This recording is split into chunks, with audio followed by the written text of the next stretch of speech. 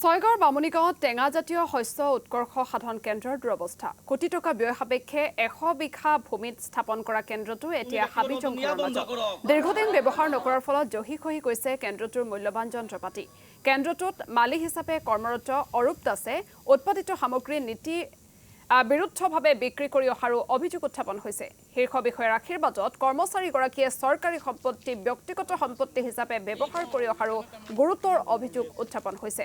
স্থানীয় ৰাজ্যে কেন্দ্ৰটোত চলি থকা অনিয়ম দূৰ কৰিবৰ বাবে গ্ৰহণ কৰে প্ৰতিবাদী কাৰ্যসূচী।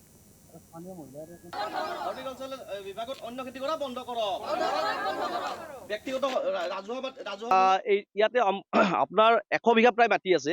100 বিঘা মাটিত হৰ্টিকালচাৰেল মানে কাম কাজ চলিব লাগিছিলে। ইয়াতে সম্পূৰ্ণৰূপে ধান খেতি কৰিছে ব্যক্তিগত মুনাফাৰ বাবে। ইয়াতে আপোনালোকে নিশ্চয় দেখিছে যে আমাৰ যিবিলাক গ্ৰীণ হাউচবিলাক আছে, গ্ৰীণ হাউচবিলাকত বন গাজি গৈছে, ঢেকীয়া গাজি গৈছে। আৰু এই ক্ষেত্ৰত আমি দেখিছোঁ যে এগ্ৰিকালচাৰ যিটো বিভাগ আছে, সেই বিভাগটো সম্পূৰ্ণৰূপে শুই আছে।